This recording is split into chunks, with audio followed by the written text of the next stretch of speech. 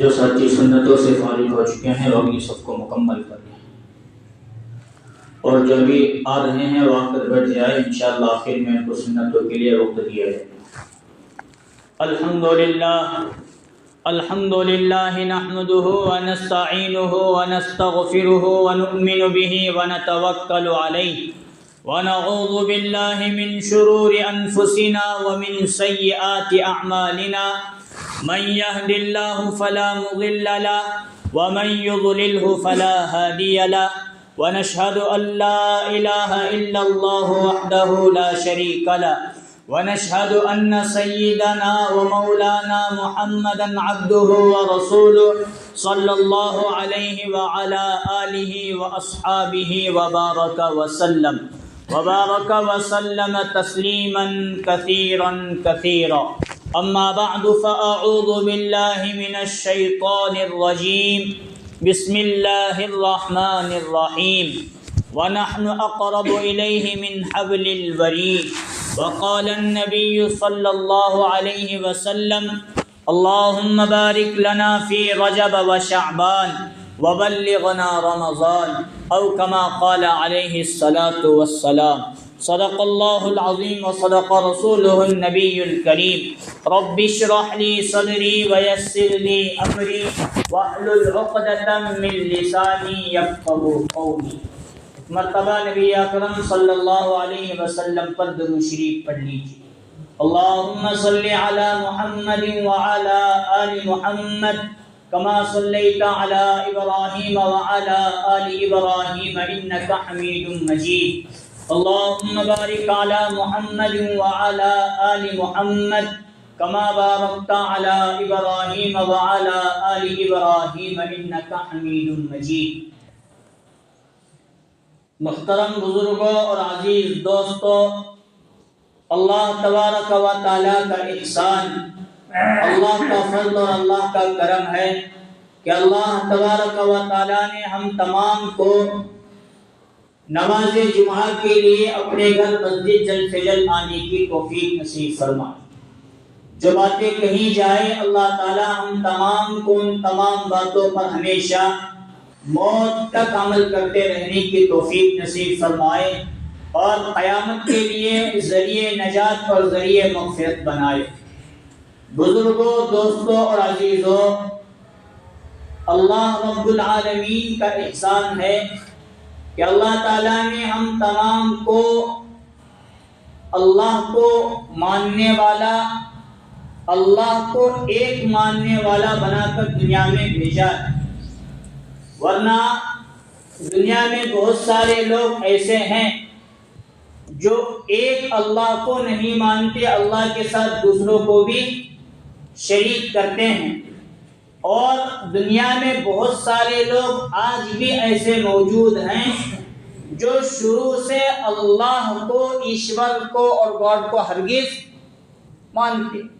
ان کا نظریہ یہ ہے، ان کا کہنا یہ ہے اور ان کا سوچنا یہ ہے کہ جو یہ دنیا ہے اس کو بنانے والا کوئی موجود نہیں، یہ چل رہی ہے، بس چلتے چلی ہے، دن آتا ہے، رات آتی ہے، سورج نکلتا ہے، چاند نکلتا ہے، ستارے نکلتے ہیں، ہوائیں چلتی ہیں، ایسا ویسا۔ وہ لوگ کہتے ہیں کہ بس یہ ہو رہا ہے، ورنہ اس کا بنانے والا کوئی خالق اور مالک نہیں۔ دنیا میں آج بھی ایسے لوگ ہر زمانے میں رہے ہیں اور انہوں نے اپنے نظریے کی تبلیغ کرنے کی اور لوگوں کو اپنے بتائے ہوئے طریقے پر لانے کی بھی ان لوگوں نے کوشش ہر زمانے میں موجود رہتے ہیں۔ ایک تو یہ کہ اللہ کو ماننا یہ بہت بڑی دولت، دوسری یہ کہ اللہ کے وجود کو تسلیم کرنا یہ بھی بہت بڑی دولت، اور تیسری بات یہ کہ شروع سے اللہ کا انکار کر دینا کہ اللہ کوئی چیز ہے نہیں، اور چوتھی چیز یہ ہے کہ اللہ تو ہے لیکن اللہ کے ساتھ اللہ کا کوئی اور بھی۔ دو باتیں یہ اللہ تعالیٰ نے ہم مسلمانوں کو نصیب فرمائی۔ تیسری اور چوتھی بات، اللہ نے بہت سارے لوگوں کو اپنی ذات سے بھی محروم کر کے رکھا ہے۔ اب یہاں سمجھنے کی اصل بات یہ ہے کہ آج کا کل کا جو دور ہے سوشل میڈیا کا دور ہے. گویا موبائل، ٹی وی، انٹرنیٹ ان کا جتنا استعمال آج ہو رہا ہے، باطل فرقے اور باطل ذہن کے لوگ اس کا استعمال کر کے ہم مسلمانوں کے دل و دماغ پر حاوی ہو کر کبھی نہ کبھی زندگی میں ہمارے زبان سے کہلواتے ہیں کہ اللہ کے ساتھ اللہ کا کوئی اور بھی ہے، یا کبھی نہ کبھی وہ یہ کہلواتے ہیں کہ اللہ کوئی چیز ہے ہی نہیں. ابھی وہ ڈبیٹ ہوئی تھی معلوم ہے، مفتی شمائل ندوی اور جاوید اختر. اب یہ جو جاوید اختر ہے، سننا بہت دنوں کے بعد آ رہی ہے، آتے آتے میں یہاں تک آیا. اب جاوید اختر کوئی معمولی شخصیت کا نام بولو. جاوید اختر کسی معمولی شخصیت کا، وہ خود بھی جہاں پیدا ہوا مسلمان کے گھر میں پیدا ہوا، ان کا باپ مسلمان اور شاعر، ان کا دادا اور پردادا یہ جو ہیں جاوید اختر کے دادا، یہ تو بڑے علامہ اور بڑے مولانا اس زمانے میں وہ گزرے. تو علماء کی نسلیں آج جا کر خراب ہو سکتی ہیں تو میرا اور آپ کا کہنا کیا. ہم تو واقعتاً، اور وہ جو جاوید اختر کے دادا پردادا ہیں، اس زمانے کے بڑے بڑے علماء اور بڑے بڑے مفتیوں میں ان لوگوں کا شمار. علامہ فضل حق خیرآبادی، یہ جنگ آزادی کے موقع پر ہندوستان کے سب سے بڑے عالم اور سب سے بڑے مفتی مانے جاتے ہیں. ان کی لکھی ہوئی کتابیں آج دارالعلوم دیوبند کے مدرسے میں پڑھائی جا رہی ہے.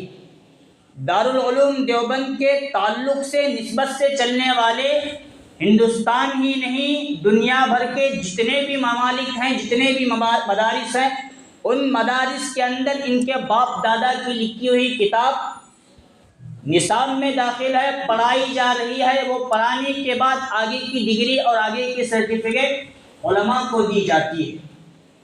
ان کی اولاد کا مسئلہ آج یوں ہو رہا ہے. تو آج تو سوشل میڈیا کا دور، ہمارے پاس اتنا علم نہیں، ہم کب اللہ کے وجود کا انکار کر بیٹھے اور کب ہم گمراہ ہو جائے، بولنا بڑا مشکل کام ہے. اسی لیے کہتے ہیں مسجد کو مضبوطی کے ساتھ پکڑے رکھو، مسجد کو آنا جانا رکھو، دعوت و تبلیغ کی چلت فرت میں چلتے پھرتے رہو، اپنا وقت لگاتے رہو، قرآن کی پابندی کرو، نماز کا اہتمام کرو، دینی حلقوں میں رہو، اجتماعات ہو تو وہاں جایا کرو، کوئی بزرگ قریب میں آئے ہیں تو ان سے ملاقات کے لیے جاؤ، کسی مدرسے کا جلسہ یا مکتب کا جلسہ ہو رہا ہے اس میں شرکت کرو. یہ اس لیے ہم کہہ رہے ہیں کہ وقتی طور پر 100 200 500 1000 2000 کا مالی نقصان ہمیں ہوتا ہوا، جیب سے پیسے نکلتے ہوئے جاتے نظر آ رہے ہیں، لیکن وہ پیسے جا رہے ہیں لیکن ہمارا ایمان ہم سے نہیں جا رہا، بچ رہا ہے. اس لیے اس کی فکر کرنے کی ہم لوگوں کو ضرورت ہے کہ نہیں ضرورت. مفتی شمائل صاحب ندوی نے اور وہ ڈبیٹ ہوئی اور بہت سارے الحمدللہ ثم الحمدللہ دلائل بہت دیے. قرآن مجید میں حدیث مبارکہ میں جہاں بھی اللہ اللہ اللہ لفظ آیا ہے، اس بات کی دلیل ہے کہ اللہ ہے. جب اللہ ہے تو اللہ کا کلام ہے، اللہ اور اللہ کا کلام ہے تو اللہ تعالیٰ نے تمام چیزیں بیان کی. میں بتاؤں وَنَحْنُ أَقْرَبُ إِلَيْهِ مِنْ حَبْلِ الْوَرِيدِ، اللہ تعالیٰ فرماتے ہیں اللہ اپنے بندوں سے شہ رگ سے بھی زیادہ قریب. کس رگ سے؟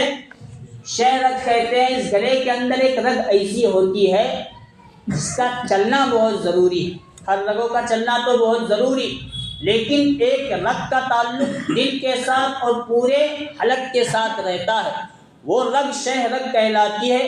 جتنی رگ وہ انسان کے قریب ہے اس سے کہیں زیادہ اللہ تعالیٰ انسانوں کے قریب. الحمدللہ رب العالمین، تمام تعریفیں اس اللہ کے لیے جو تمام جہانوں کا پالنے والا. اللہ بس اللہ نہیں، اللہ ایسا رب ہے جو باریک سے باریک مخلوق کو لے کر بڑی سے بڑی مخلوق اور جتنے بھی عالم دنیا کے اندر موجود ہیں ان تمام کو پالنے والا کون ہے؟ اللہ۔ ہم تمام کو اللہ کو ایک ماننا اور اللہ کا وجود ہے اس چیز کو ماننا اس دور میں ہمارے لیے بہت ضروری چیز ہے۔ اور ایسے لوگ اللہ کا انکار کرنے والے دنیا میں آتے رہیں گے، جاتے رہیں گے، کبھی مسلمانوں کے گھرانے سے پیدا ہوں گے، کبھی باہر سے آ کر مسلمانوں میں شامل ہوں گے، لیکن ان کی محنت باطل کی محنت ہوگی، شیطان کی محنت ہوگی۔ ہماری محنت، کلمے والی محنت، ایک اللہ کی محنت کرتے رہنا، یہ ہمارے لیے بہت ضروری چیز ہے۔ حضرت امام اعظم ابو حنیفہ رحمۃ اللہ علیہ کے دور میں بھی اللہ کو نہ ماننے والے، اللہ ہے ہی نہیں، شروع سے انکار کرنے والے موجود تھے۔ ایک شخص نے آ کر ملحد جسے کہتے ہیں اللہ کا انکار کرنے والا، دہریہ، زمانے کو ماننے والا، اللہ کا انکار کرنے والا، وہ آ کر امام اعظم ابو حنیفہ رحمۃ اللہ علیہ کے سامنے آیا اور اس نے کہا کہ اللہ ہے، میں اس بات کو نہیں مانتا۔ تم آج کے دور میں امام اعظم کہلاتے ہو، ابو حنیفہ تمہارا نام ہے، سب سے بڑے امام، اور بہت علم تمہارے پاس ہے، تم مجھے منواؤ کہ اللہ ہے۔ امام ابو حنیفہ قرآن سے دلائل دیتے رہے، حدیث سے دلائل دیتے رہے، صحابہ اکرام کی زندگیوں سے دلائل دیتے رہے، وہ بندہ ماننے کے لیے تیار، انکار کرتا رہا، دلیلیں توڑتے رہا۔ اس نے کہا کہ امام ابو حنیفہ کی کوئی بات میں ماننے والا نہیں ہوں، تو امام ابو حنیفہ کو ایک مجمع کے سامنے میں رکھ کر ان کے دلائل کا انکار کروں گا تو اور بھی زیادہ لوگ اللہ کا انکار کرنے والے بن جائیں گے۔ اس لیے اس شخص نے، ملحد اللہ کا انکار کرنے والے شخص نے امام اعظم ابو حنیفہ رحمۃ اللہ علیہ سے کہا ایک جگہ ہم بڑا جلسہ اور مناظرہ رکھتے ہیں، وہاں آئیے اور آ کر اپنے دلائل پیش کیجئے، مقدر میں ہو تو میں مانوں گا، ورنہ اللہ نہیں ہے، میں پہلے سے اس بات کو مانتا ہوں۔ امام ابو حنیفہ رحمۃ اللہ علیہ تھوڑی دیر سوچتے رہے۔ کون سوچتے رہے؟ بولو، امام ابو حنیفہ، نام یاد رکھنا ہے۔ تو بہت دیر تک تھوڑی دیر سوچنے کے بعد انہوں نے کہا ٹھیک ہے، ایک جگہ کا پتہ میں بتاتا ہوں، اسی جگہ مناظرہ کریں گے۔ دور دراز کا ایک علاقہ، وادی میدان بتایا، اور لوگوں نے بھی یہ دعوت چلائی گئی، ادھر سے امام ابو حنیفہ رحمۃ اللہ علیہ نے چلائی، تو ادھر سے اللہ کا انکار کرنے والے اس بندے نے چلائی کہ فلاں تاریخ کو، فلاں دن، فلاں وقت میں، اتنے وقت میں یہ مناظرہ ہونے والا ہے۔ مناظرے کے لیے ایک طرف سے امام ابو حنیفہ اور دوسرے طرف سے وقت کا ملحد، اللہ کا انکار کرنے والا ہوگا۔ اب مجمع بہت سارا، بہت بڑا مجمع آ کر اس مناظرے میں شرکت کرنے لگا۔ اب جو اللہ کا انکار کرنے والا ملحد شخص تھا، دہریہ، وہ اسٹیج پر تو آ کر بیٹھا، لیکن ادھر 15 منٹ ہوئے، 20 منٹ ہوئے، آدھا گھنٹہ ہوا، پونا گھنٹہ ہوا، 1 گھنٹہ گزر گیا، امام ابو حنیفہ رحمۃ اللہ علیہ جلسہ گاہ میں مناظرے کے لیے نہیں آئے۔ اب اسے اور زیادہ موقع ملا کہ دیکھو اللہ نہیں ہے، اس بات کو میں پہلے سے کہہ رہا ہوں، اگر ہے تو تمہارا کوئی امام آ کر یہاں مجھے سمجھا کر جاتا تھا، اور تمہارا ابو حنیفہ بھی ابھی اسٹیج پر نہیں ہے، مطلب وہ مجھ سے ڈر کر بھاگ کر چلے گئے، اس لیے تم مان لو کہ اللہ نہیں ہے۔ اور لوگوں کے دل و دماغ پر وہ بندہ حاوی ہو رہا تھا۔ 1 گھنٹے کے بعد حضرت امام اعظم ابو حنیفہ رحمۃ اللہ علیہ اسٹیج پر تشریف لائے، اور اس نے سب سے پہلے پوچھا کہ آپ تو مسلمان ہیں اور بڑے عالم ہیں، بڑے امام ہیں، وقت کی پابندی کرنا آپ پر بہت ضروری چیز ہے، آپ سب سے لاسٹ میں آ رہے ہیں، مان لو کہ آپ مناظرہ ہار گئے ہیں، اس لیے تو آپ سب سے لاسٹ میں آئے۔ اس نے کہا، امام ابو حنیفہ رحمۃ اللہ علیہ نے کہا جلدی مت کر، تھوڑی میری بات بھی سن لے، آنے میں مجھے تاخیر کیوں ہوئی، اس کی وجہ بھی ذرا تو سن لے۔ تو اس نے کہا بتاؤ اپنی وجہ کیا ہے؟ تو حضرت امام اعظم ابو حنیفہ رحمۃ اللہ علیہ نے جانچ لیا تھا پہلے، میں نے اس کے سامنے قرآن رکھا، حدیث رکھا، صحابہ رکھا، اولیاء رکھا، تابعین رکھا، یہ کسی کو ماننے کے لیے تیار جیسی اس کی زبان ویسی زبان میں اسے آج سمجھانے کی ضرورت ہے۔ امام ابو حنیفہ رحمۃ اللہ علیہ فرمانے لگے میں بہت پہلے اپنے گھر سے مناظرہ کرنے کے لیے نکل چکا تھا، لیکن جہاں سے میں آ رہا تھا بیچ میں دریا تھا اور سمجھ کشتی دریا کے اندر موجود نہیں تھی کہ مجھے کنارے سے دوسرے کنارے تک پہنچائے، بس میں یہی دیکھ رہا تھا۔ اچانک ہوا کیا، ایک بڑا درخت خود بخود کٹا اور اس کے ٹکڑے الگ الگ ہوئے اور پھر وہ ٹکڑے خود بخود جڑ کر ایک کشتی تیار ہوئی اور وہ کشتی آ کر میرے سامنے ٹھہری، پھر میں اس پر بیٹھا، وہ خود بخود کشتی چلنے لگی اور ایک کنارے سے دوسرے کنارے پر میں وہ کشتی کے ذریعے پہنچا۔ اتنا بننے میں دیر ہونے کی وجہ سے مجھے یہاں تک، وہ بندہ کہنے لگا کیا ابو حنیفہ خود اپنے آپ کو مسلمان سچا، عالم سچا، ہر چیز کہتے ہو اور یہ بات بھی تمہارے دماغ میں نہیں آتی کہ کشتی بنانے کے لیے اور چلانے کے لیے کسی بندے کی ضرورت پڑتی ہے، اور تم تو کہہ رہے ہو خود بخود کشتی۔ امام ابو حنیفہ کہا یہی تو میں تجھے سمجھا رہا ہوں، ایک معمولی کشتی جو دنیا کی ادنا اور حقیر چیز ہے کسی کے بنائے بغیر بن نہیں سکتی اور کسی کے چلائے بغیر چل نہیں سکتی، تو اتنی بڑی دنیا، اتنا بڑا جہاں کسی خدا کے بنائے بغیر اور چلائے بغیر کیسے چل نہیں سکتی؟ یہ کسی شخص کو جب قرآن و حدیث کا اثر نہیں چلتا، جس زبان میں وہ بات کرتا ہے، جن عقلی دلائل کو لے کر بات کرتا ہے، انہی چیزوں کو سامنے رکھنا بہت ضروری چیز ہے۔ امام ابو حنیفہ رحمۃ اللہ علیہ نے اسے توبہ کروایا۔ ابھی قریب ہی میں حضرت پیر ذوالفقار صاحب نقشبندی مجددی رحمۃ اللہ علیہ کا انتقال ہوا۔ ان کے تعلق سے بھی پڑھنے اور سننے میں آتا ہے، ایک وکیل حضرت کے پاس آیا اور اس نے کہا کہ دیکھو میں نے وکالت کی ڈگری وغیرہ مکمل کی ہے، لیکن اللہ ہے میں کبھی اس بات کو ماننے والا نہیں۔ اب پیر ذوالفقار صاحب نے دل پر توجہ ڈالی، قرآن کے ذریعے بتایا، حدیث کے ذریعے بتایا، صحابہ اولیاء کے ذریعے، بزرگوں کے ذریعے بتایا، وہ بندہ ماننے کے لیے۔ اب حضرت پیر صاحب سمجھے جب بھی سیدھی انگلی سے نہیں آ رہی تو کچھ نہ کچھ اب انگلی ٹیڑھا کرنے کی ضرورت ہے۔ انگلی نے تو گھی کا ڈبہ گرم کرنے کی کھانا سامنے تھا، ان کو بھی حضرت نے دیا، کھاؤ، میں بھی کھاتا ہوں۔ کھاتے کھاتے حضرت نے پوچھا آپ کی وجہ کیا ہے کہ آپ اللہ کو نہیں مانتے؟ اس بندے نے کہا میں نے اللہ کو دیکھا ہی نہیں تو میں اللہ کو کہاں سے مانوں؟ جو چیز ہم دیکھتے ہیں اس کو ہم مانتے ہیں۔ دو چار لقمے اور بھی کھانے کے لیے حضرت پیر صاحب نے دے دی۔ اب جیسی زبان ویسی بات کرنے کی کبھی کبھار ضرورت پڑتی ہے۔ حضرت پیر صاحب نے پوچھا تمہارے باپ کا نام کیا ہے؟ اس نے اپنے باپ کا نام بتایا۔ انہوں نے پوچھا اس پر دلیل کیا ہے کہ یہ بندہ تمہارا باپ ہے؟ کیونکہ تو پیدا نہیں ہوا تھا۔ ہاں آئی بات سمجھ میں؟ جب تو پیدا ہی نہیں ہوا تھا اس وقت تو نے اپنے باپ کو دیکھا کہاں؟ تو کسی اور کی بھی اولاد ہو سکتا ہے یا خود ایسے ہی تو بھی؟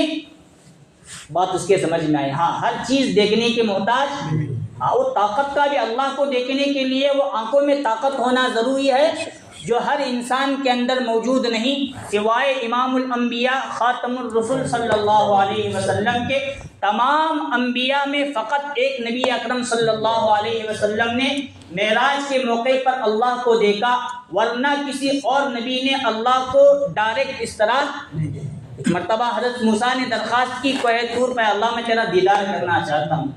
اللہ نے فرمایا موسیٰ تمہارے اندر وہ میری دیکھنے کی طاقت نہیں ہے، پھر بھی دیکھنا چاہتا ہوں، آ جاؤ۔ جب آئے تو اللہ نے ایک درخت پر اپنی تجلی کا ایک نور ڈالا جس سے حضرت موسیٰ بے ہوش ہوئے اور کوہ طور جل کر خاک ہو گئے۔ کسی کے اندر طاقت نہیں ہے اللہ کو دیکھنے کی، لیکن نبی اکرم صلی اللہ علیہ وسلم کا فرمان، قرآن مجید کا فرمان، اللہ رب العالمین کا فرمان کہ اللہ ہے، اللہ کے وجود کا اقرار کرنا اور ایک اللہ کو ماننا بہت ضروری ہے۔ اب دلائل کے پیچھے نہیں پڑنا ہمیں، ہمارے پاس قرآن ہے، ہمارے پاس حدیث ہے، ہمارے پاس اللہ کا فرمان، اللہ کے نبی کا فرمان، آمنا و صدقنا، جو اللہ نے کہا، جو اللہ کے نبی نے فرمایا، ہم اس کو مانتے ہیں، تسلیم کرتے ہیں، اقرار کرتے ہیں، اس کو سچ جانتے ہیں، یہ ایمان اور یقین ہمارا مضبوط ہوگا تو ہم دنیا اور آخرت میں کامیاب ہو جائیں گے۔ ورنہ صحابہ اکرام نے بعض مرتبہ اللہ تعالیٰ سے سوال کیا۔ صحابہ کا سوال کرنا یہ اصل میں ہماری رہنمائی کے لیے، کسی صحابی نے سوال کیا ہے، اللہ کے رسول، اللہ نے دنیا بنائی، اللہ نے چاند سورج ستارے، ہر چیز اللہ نے بنایا ہے، تو اللہ کو کس نے بنایا؟ اللہ کو کس نے؟ حضور نے فرمایا یہ شیطان کی طرف سے آنے والا وسوسہ اور سوال ہے جو ہر مسلمان کے دل میں آتا رہے گا۔ جب اللہ کے بارے میں تمہارے دل کے اندر یہ سوال آئے کہ ہر چیز کو بنانے والا اللہ، تو اللہ کو بنانے والا کون ہے، تب پڑھ لیا کرو قل هو اللہ احد، اللہ ایک ہے، اللہ الصمد، اللہ بے نیاز ہے، لم یلد ولم یولد ولم یکن له کفوا احد، نہ اللہ نے کسی کو جنا، نہ اللہ سے کوئی جنا گیا ہے، اور اللہ کا ہمسر اور مثل کوئی بھی نہیں۔ یہ پڑھیں گے تو شیطان کا وسوسہ انشاءاللہ ختم۔ یہ صحابہ کے ذریعے ہمیں تعلیم نبی اکرم صلی اللہ علیہ وسلم نے دی۔ اللہ کے ماننے کے لیے اور اللہ کے ایک ہونے کے لیے کسی دلیل کی ضرورت، قرآن دلائل سے بھرا پڑا ہے، حدیث دلائل سے بھری پڑی ہے، لیکن ہمیں دلائل کے پیچھے پڑنے کی ضرورت نہیں، بس اللہ کا فرمان ہے، اللہ کے نبی کا فرمان ہے، اس لیے ہمیں بولو کیا کرنا ہے؟ ماننا ہے۔ اب شیطان بہت جابال اور بہت خطرناک آدمی ہے۔ تفسیر کبیر، کیا نام؟ بولو ذرا سونے والوں کو بھی جگاؤ۔ تفسیر کبیر بہت پہلے لکھی گئی قرآن مجید کی بہترین تفسیر۔ نام کیا بولا میں نے؟ تفسیر کبیر۔ اس کے لکھنے والے ہیں امام راضی رحمۃ اللہ علیہ، وقت کے حافظ، عالم، مفتی، قاری، علامہ، محدث، مفسر، سب کچھ، اور اس زمانے میں قرآن کریم کو سمجھانے اور لکھنے کا کام انہوں نے گویا اس کا حق ادا کر دیا۔ جب ان کے انتقال کا وقت آیا، شیطان کو موقع ملا کہ اب ان سے ان کا ایمان چھیننے کی کوشش کروں گا۔ آخری وقت آیا تو امام راضی رحمۃ اللہ علیہ کے پاس شیطان آیا اور شیطان کہنے لگا، امام راضی میں نے سنا ہے کہ تم ایک اللہ کو مانتے ہو، اللہ کا وجود ہو تو میرے سامنے دلیل پیش کرو۔ آخری وقت تھا، پھر بھی اللہ تعالیٰ نے وہ طاقت اور علم استحضار فرمایا تھا، انہوں نے اللہ کے ہونے کی ایک دلیل دی، شیطان نے اس دلیل کو توڑ کر رکھا۔ امام صاحب نے دوسری دلیل دی، امام راضی رحمۃ اللہ علیہ کی دلیل پر شیطان نے دوسری دلیل بھی توڑا۔ اسی طرح امام راضی رحمۃ اللہ علیہ 101 دلائل اللہ کے ہونے پر دیتے رہے، شیطان 101 دلائل کو توڑتا گیا۔ تو دیکھو شیطان کی کیسا جابال ہوگا۔ اب دلائل امام صاحب کی ادھر سے چلنے کے لیے تیار نہیں، اور وہ شیطان ادھر سے توڑنا بند کرنے کے لیے تیار ہے۔ ان کے استاد، ان کے شیخ اور پیر و مرشد ایک جگہ وضو کر رہے تھے، تو اللہ تعالیٰ نے اولیاء کو ذریعے کشف کے ذریعے بتا دی جاتی ہے، وضو کے پانی میں شیطان کا اور حضرت امام اوزاعی رحمۃ اللہ علیہ کا، امام راضی رحمۃ اللہ علیہ کا یہ مناظرہ اللہ تعالیٰ نے ان کے استاد اور پیر و مرشد کو دکھا دیا۔ انہوں نے وضو کلی کرنے کے لیے یا چہرہ دھونے کے لیے ہاتھ میں پانی لیا تھا، وہ لوٹا یا ہاتھ کا پانی پھینکا زور سے اور کہا، امام راضی، شیطان تجھ سے تیرا ایمان چھیننے کے لیے آیا ہے، تو کیوں نہیں کہتا کہ میں اللہ کو بغیر دلیل کے مانتا ہوں؟ جب انہوں نے اپنی زبان سے کہا میں اللہ کو کسی دلیل کے بغیر بھی مانتا ہوں، تب ان کے زبان سے کلمہ جاری ہوا، تب جا کر وہ ایمان اور یقین والی کلمے والی موت مر کر چلے گئے۔ یہ بزرگوں کی حالت ہے، تو ہماری حالت کیا ہے؟ آج کے دور میں ایمان پر، یقین پر، اللہ وحدہ لا شریک لہ کی ذات پر، اللہ کے وجود پر ہم لوگوں کو اپنی زندگی میں بڑی محنت کرنے کی ضرورت ہے۔ اس لیے یہ جو اللہ ہے اور اللہ کو ایک ماننا، یہ اللہ کی طرف سے بہت بڑی دولت ہے، اسے بچا کر لے جانا، اس پر جمے رہنا، اللہ کے ہونے کو تسلیم کرنا، اللہ کو ایک مان کر اللہ کی عبادت کرنا، یہ ہم لوگوں کے لیے بہت ضروری ہے۔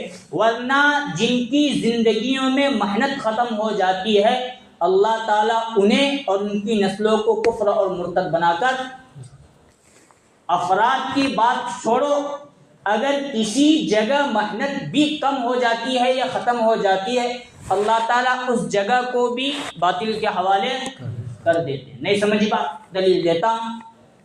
حضرت ابراہیم اور حضرت اسماعیل نے کعبۃ اللہ کس کے لیے بنایا تھا؟ بولے کس کے لیے؟ اللہ کے لیے بنایا تھا، اللہ کی عبادت کے لیے بنایا تھا، اور اعلان بھی یہی کیا تھا کہ اللہ کی عبادت کے لیے اللہ کے گھر۔ لیکن حضرت ابراہیم کا زمانہ ایک طرف رکھو، ادھر نبی اکرم صلی اللہ علیہ وسلم کا زمانہ رکھو۔ نبوت ملنے کے 40 سال تک، 40 سے لے کر 50 سال تک کعبہ کیا بنا ہوا تھا؟ مندر بنا ہوا تھا۔ کعبۃ اللہ میں بھی محنت بند ہوئی تھی ایک وقت، ایک اللہ کی محنت بند ہونے کی وجہ سے اللہ کا گھر غیر کا گھر بن کر رہ چکا تھا۔ یہ جب کعبۃ اللہ میں محنت بند ہوئی، لوگوں کو اللہ کی طرف بلانا بند ہوا، دعوت بند ہوئی، کعبۃ اللہ کی یہ حالت بنی۔ جب ہم محنت چھوڑ دیں گے، ہم دین کی فکروں کو چھوڑ دیں گے، تو ہم تو گئے، ہماری نسلیں بھی مرتد ہو کر چلے جائیں گی۔ اس لیے اپنے ایمان، یقین، ایک اللہ کے وجود کے اقرار کے بارے میں بڑی محنت کرنے کی ضرورت ہے۔ اللہ تعالیٰ سے دعا ہے اللہ تعالیٰ ہم تمام کو ان کہی ہوئی باتوں پر عمل کرنے کی توفیق نصیب فرمائے، ایک اللہ کو ماننے کی توفیق نصیب فرمائے، ایک اللہ کی عبادت پوری زندگی کرتے رہنے کی توفیق نصیب فرمائے۔ آمین وآخر دعوانا ان الحمد للہ رب العالمین۔